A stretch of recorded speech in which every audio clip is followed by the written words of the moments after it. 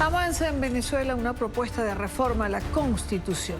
Una acción emprendida por Nicolás Maduro con la que, según analistas, se intentaría aferrarse al poder y hacer modificaciones a la Constitución que garanticen la permanencia de la denominada Revolución Bolivariana. Aunque sostiene que muchos de estos elementos no solo son preocupantes, sino también contrarios a los principios de la República. Y es que ha sido creada una comisión que evalúe propuestas como, por ejemplo, la inclusión en la Constitución del Estado comunal, como un cuarto nivel del poder político territorial en el país, así como penas contra lo que el régimen venezolano denomina fascismo. Expertos en materia de derecho constitucional califican la propuesta de reforma a la Constitución que ha hecho Nicolás Maduro como un nuevo intento por distraer a los ciudadanos. Señalan que lo que se necesita en Venezuela no es una nueva Constitución, sino hacer valer y respetar lo que dice la vigente, incluyendo la voluntad popular expresada el pasado 28 de julio. Está dirigida a dividir a los factores democráticos en un debate absolutamente estéril. Entonces nosotros lo que tenemos que plantear es la restauración democrática del país. Esa restauración democrática no se va a producir con cambios a la Constitución, que no tiene nada que ver con el derecho constitucional democrático ni con la vigencia de la dogmática de derechos fundamentales. Es solo un pote de humo para distraer la instalación de un régimen con ilegitimidad de origen. Una opinión similar tiene la Iglesia Católica. Creen que la última elección presidencial dejó respuestas inconclusas y un ambiente de desconfianza ante las instituciones que sería prioritario subsanar. No creemos que están dadas las condiciones para emprender un proceso constitucional. Creo que las actuales tensiones, inquietudes, las preguntas no resueltas en la realidad nacional no favorecen el clima de una constitución. Y es que Nicolás Maduro ha presentado una propuesta de modificación a por lo menos 80 artículos de la vigente constitución. Ha pedido, entre otras cosas, una reforma al Estado, incluyendo una cuarta instancia de poder político territorial, el poder comunal. Que incluyamos expresa, tácitamente y ampliamente el poder comunal. También ha propuesto modificaciones en las penas contra lo que él denomina fascismo. Debe quedar explícito y claro que Venezuela no tolerará de ninguna manera ninguna amenaza fascista y debe ser penada de la manera más draconiana que pueda estipularse. Asimismo, ha incluido elementos sobre la economía, la salud y el marco jurídico venezolano. Que actualice, modernice y perfeccione la Constitución de la República Bolivariana de Venezuela. Ante estas propuestas, analistas consideran que se viola el artículo 342 de la Constitución, que impide que una reforma modifique principios fundamentales de la Constitución. Crear una nueva estructura estatal es cambiar los principios fundamentales de la Constitución vigente, va más allá de lo que la propia Constitución dice que han de ser los límites de una reforma. Mientras que aseguran se crearía una Constitución más represiva hacia la disidencia política, disfrazada de lucha antifascista. Y en este sentido, pues nos preocupa mucho que haya una reforma constitucional para hacer más punitivo y represivo el aparato estatal. Creen incluso que aunque no han sido publicadas las propuestas de modificación a la Constitución, esta sería regresiva y sentaría las bases para un modelo político menos democrático. Tal vez se trate de dar un zarpazo final, inclinar el país hacia lo que llamaríamos Cuba. Nicolás Maduro juramentó este sábado una comisión encabezada por Tarek William Saab, Cilia Flores, Delcy Rodríguez y Jorge Rodríguez, en la que también participan presidentes de poderes públicos, diputados y representantes de sectores de la sociedad, a quienes se encomendó presentar un nuevo proyecto de constitución para ser debatida. La nueva constitución de Maduro. Quiero darle la bienvenida en esta parte del programa a Andrés Caleca. Él es dirigente político del partido Movimiento por Venezuela, MPV. Andrés, bienvenido, gracias por acompañarme. Gracias, Diana. Un saludo a todo tu equipo y a tus televidentes, por supuesto. Gracias, Andrés. Comencemos por esta reforma constitucional que está planteando Maduro y de la que se viene hablando, ¿no? 90 días a una comisión formada, ya escuchamos, entre otros, por Tarek William Saab, los hermanos Rodríguez, Cilia Flores, y uno dice, caray, ¿qué puede salir de allí? Maduro presenta una propuesta, en fin. ¿Qué pretenden, Andrés? Bueno, podemos suponer más o menos lo que pretenden. Realmente estuve muy pendiente del anuncio que iba a hacer Nicolás Maduro en la Asamblea Nacional, pero presentó ahí unos papeles, nadie sabe qué dicen esos papeles.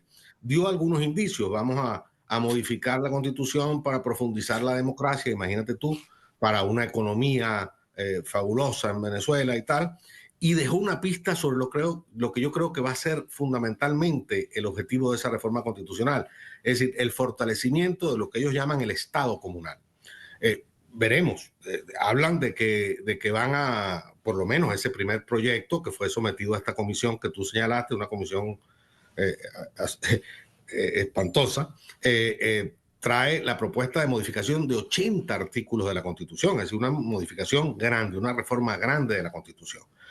Veremos por dónde vienen. Yo me imagino, en el contexto de lo que está ocurriendo en Venezuela, lo que ha ocurrido y lo que está ocurriendo en este momento, que el objetivo de esta reforma constitucional es sencillamente desmontar todo atisbo democrático que contiene la Constitución del 99, camino hacia la implantación de un régimen autoritario.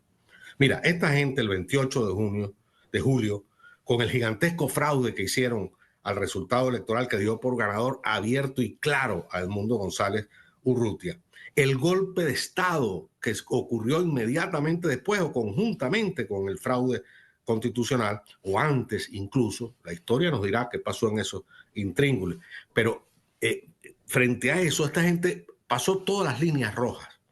Esta gente sencillamente, para decirlo de manera fina, profesional, adecuada, como lo ha dicho la conferencia episcopal, esto ha pasado de ser un régimen autoritario competitivo a un régimen de un autoritarismo cerrado, una dictadura pura y dura, a sangre y fuego, violando todos los principios, eliminando todo atisbo democrático, toda obligación democrática y el camino hacia el totalitarismo. Y Dania, mira, la situación de Venezuela es muy difícil, no solo porque obviamente se ha destruido la república, las bases de la república, se ha violado la soberanía popular. Hay 2.000 presos políticos aún en este país, sino porque el país está entrando en una barrena económica que era predecible en estas circunstancias. Hoy la gente de Fedecámara, para tus oyentes, es la federación empresarial más importante del país, la gente de Fedecámara habla de que con gran preocupación, es una gente que es muy delicada con su lenguaje, sin embargo, llaman la atención al país con gran preocupación de la paralización económica en todos los niveles. Es verdad, la devaluación de la moneda es terrible. El salario mínimo está en el orden de los $2.50 al mes. ¿Cómo van a sostener este país en estas circunstancias? Bueno, y ahora se vienen con esta reforma constitucional para amarrar al régimen, para amarrar a cualquier disidencia y a cualquier oposición. Es bien difícil la situación de Venezuela y la situación de quienes tenemos el deber desde los partidos democráticos, de la democracia venezolana, de dar una respuesta a esto. ¿Qué respuesta vamos a dar? Esta es la gran reflexión, la gran preocupación. Todos los partidos, todos los dirigentes políticos, incluso la gente que está en este momento dedicada a analizar la situación política del país, está inmersa en esta reflexión colectiva. ¿Cómo hacer frente a esta andanada totalitaria definitiva que pretende aplicar el régimen de Maduro? Andrés, y frente a esta andanada totalitaria, como tú mismo la calificas, ¿por qué plantearse participar en las elecciones de abril convocadas por el Consejo Nacional Electoral? Tanto tú como MPB, o sea, dentro de todo lo que tú has descrito. Bueno, hay que poner las cosas en su contexto. El Movimiento por Venezuela, el partido en el cual empecé a militar, como tú sabes, y Dania, seguramente, después de las elecciones del 28, decidió, o discutimos, o hablamos profundamente sobre cuál debía ser la estrategia frente a una dictadura de este tipo que ya ha violado todos los mecanismos democráticos que podían quedar, porque cada vez eran menos, por supuesto. Bueno, nosotros nos hemos planteado, el camino es la resistencia democrática, resistir democráticamente a toda esta andanada dictatorial y totalitaria que viene. ¿Cómo se resiste democráticamente? Mira, uno de los problemas que tienen todas las generaciones que estamos en este momento conviviendo en esta etapa histórica del país, uno de los problemas que tenemos es que no sabemos cómo enfrentar una dictadura, no sabemos cómo enfrentar un régimen de esta naturaleza. Los venezolanos que enfrentaron la última dictadura en nuestro país, bueno, todos han desaparecido o fueron asesinados en su momento. Quedan algunos, muy pocos. Hay uno de los miembros de la Junta Patriótica de la época, Aristilleta Granco, todavía está vivo y lúcido. Pero nosotros, nuestras generaciones, vivimos en una democracia imperfecta, como tú quieras, pero una democracia. Bueno, ¿cómo enfrentar una dictadura de esta naturaleza? Tenemos dos grandes bibliotecas para estudiar, para aprender sobre la marcha.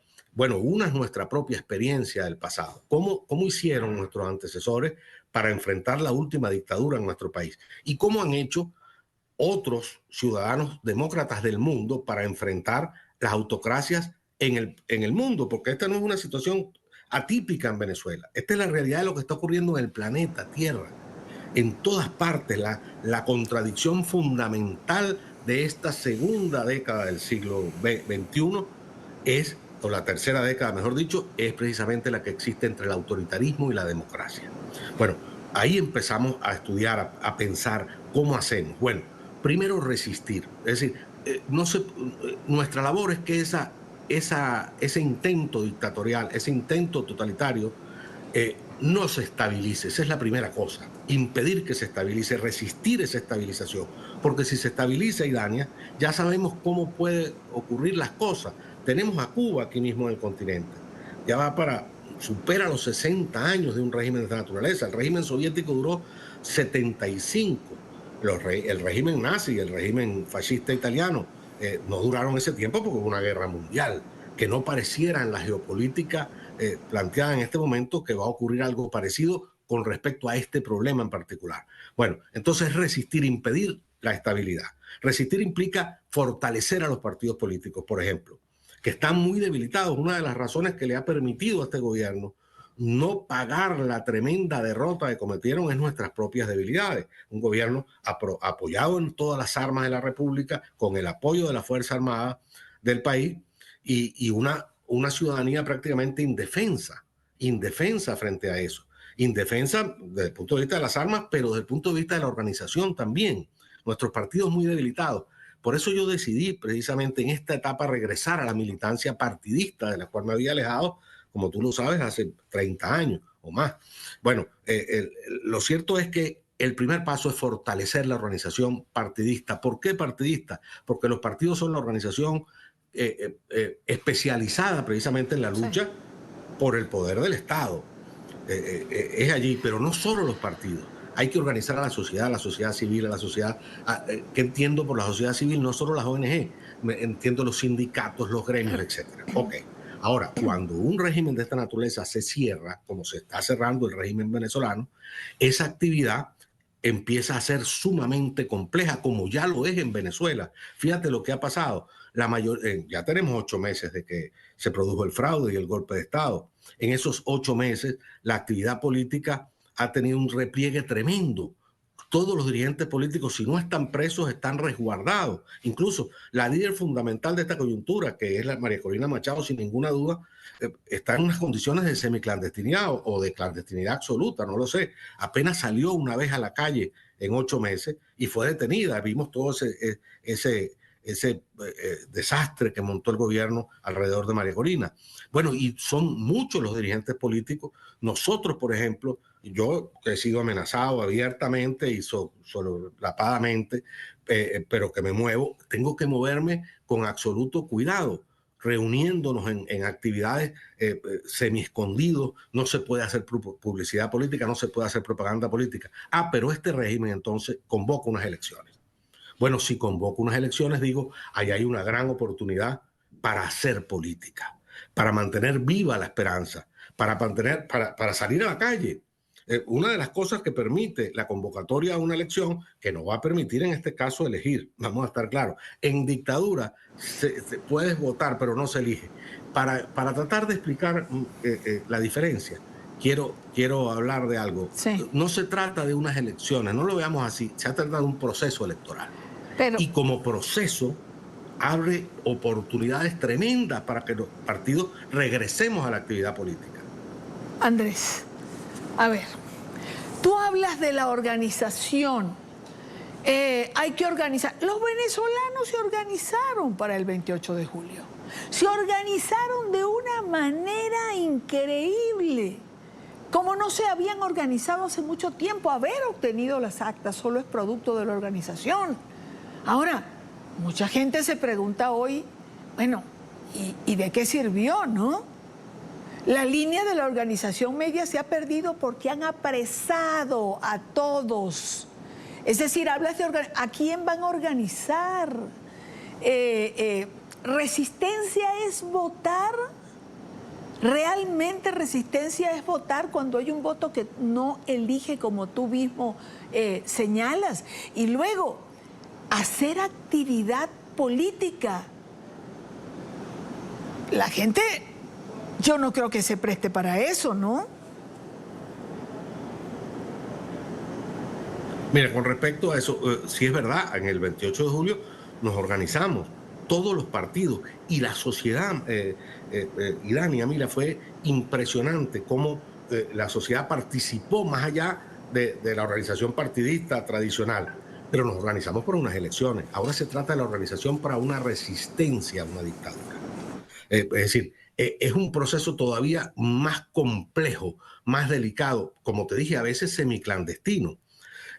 El gobierno convoca unas elecciones, no sabemos si nos van a dejar participar. Por ejemplo, el Movimiento por Venezuela no sabe a este momento si puede participar en esa elección. Andrés Caleca no sabe si puede participar en esa elección, no sabemos. Ahora, el gobierno ha dicho, convocamos una elección. Si no la hubiera convocado, nosotros debiéramos estar exigiéndola. Nosotros debiéramos estar exigiendo que los gobernadores sean electos en una elección, que los legisladores sean electos en una elección, o vamos a aceptar que Maduro sencillamente nombre a dedo a los legisladores de este país, como hacía el general Gómez. Bueno, esa es la lucha de la democracia. Ahora, el gobierno juega con esta maniobra. ¿Por qué razón adelanta? Hay que preguntarse, ¿por qué razón el gobierno adelanta las elecciones? Yo no lo tengo claro. Estas son unas elecciones que estaban previstas para finales de este año. De hecho, la Asamblea Nacional, si es que sea electa, si es que se hacen esas elecciones, que por cierto no han sido legalmente convocadas hasta ahora,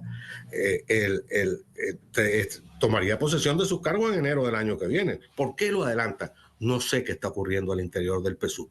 No sé qué está ocurriendo allí, qué presiones tienen, por qué se ven obligados a esta convocatoria adelantada. Yo lo que digo, como siempre lo he dicho, desde hace mucho tiempo, desde el año 2020 por lo menos, en una condición de autoritarismo, antes competitivo, ahora cerrado, o de dictadura pura y dura, los demócratas debemos participar en cualquier proceso electoral.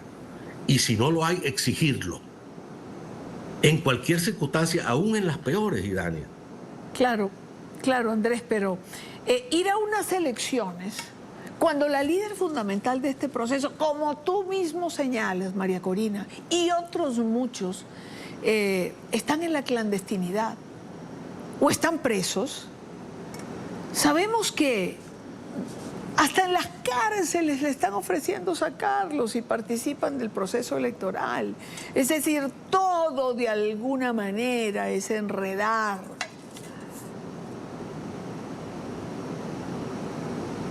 También lo hicieron en procesos electorales anteriores, ¿te acuerdas?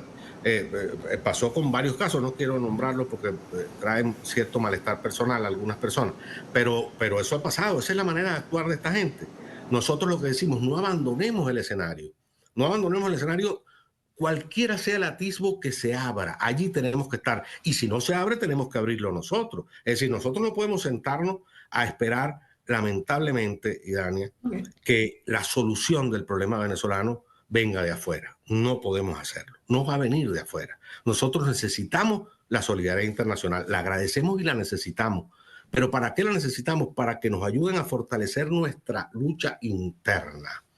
Nosotros tenemos que dar respuesta. La gente empieza a decepcionarse. Bueno, primero estamos en un rezago evidente de lo que ocurrió, una desmoralización en muchos sectores de la sociedad. La gente empieza a pensar, mira, ya han pasado 8 meses, no se ve salida, no hay para dónde coger. Bueno, nosotros tenemos que actuar. Tenemos que actuar. Esta gente quiere abrir un proceso electoral, quiere abrir una rendija. Vamos a aprovecharla. Vamos a ver si la abren. Eso no está claro. Bueno, Andrés, yo respeto tu posición, pero realmente no sé si participar sea una solución. Una última pregunta. ¿Posibilidades de que la oposición converse, de que tengan una sola posición, ir o no ir, pero todos de alguna manera, la plataforma unitaria, en fin? Bueno, mira, lamentablemente hasta ahora ha sido imposible que la plataforma unitaria ni siquiera haya discutido este tema electoral. La plataforma unitaria hasta ahora no ha discutido esto, mucho menos el reajuste estratégico que supone lo que ocurrió el 28 de julio. Es decir, Venezuela es otra, sin ninguna duda, antes y después del 28 de julio. Nosotros teníamos una estrategia de cara al 28 de julio. Fue exitosísima. Hicimos lo que nunca habíamos hecho. Pero esa estrategia se acabó porque triunfó. Porque las estrategias se acaban o porque fracasan o porque triunfan. Bueno, pero en este caso no ha sido posible hasta ahora. En el caso particular, el MPB cuando anunció, mire, nosotros creemos que se debe participar, anunciamos llamando al resto de la fuerza democrática, vamos a discutir esto, no dejemos el camino abierto a la dictadura. No ha sido posible hasta ahora, aprovecho para hacer de nuevo ese llamado a la plataforma unitaria, a 20, que no es de la plataforma unitaria, pero mira, es el partido de María Corina, nada más y nada menos. Además, mira lo que está pasando con 20, su dirección nacional prácticamente presa en una embajada, porque es lo mismo, ¿no? Que quizás en mejores condiciones que el helicoide o que la tumba, pero presos. Y miles, cientos de dirigentes, no solo de 20, de todos los partidos, y no solo de los partidos de Idania, de la sociedad civil. Son 2.000 venezolanos presos. Bueno, nosotros tenemos que dar una respuesta unitaria, en la máxima unidad posible, entendiendo por unidad la unidad de las fuerzas democráticas. El MPB también lo dijo claro, si nosotros participamos, queremos participar en unidad, y queremos participar en unidad con las fuerzas democráticas, no con la oposición funcional del gobierno. Quiero darle las gracias a Andrés Caleca, dirigente político del partido Movimiento por Venezuela. Gracias, Andrés, por tu tiempo y por estar con nosotros. Yo a ti. Gracias. Andrés Caleca.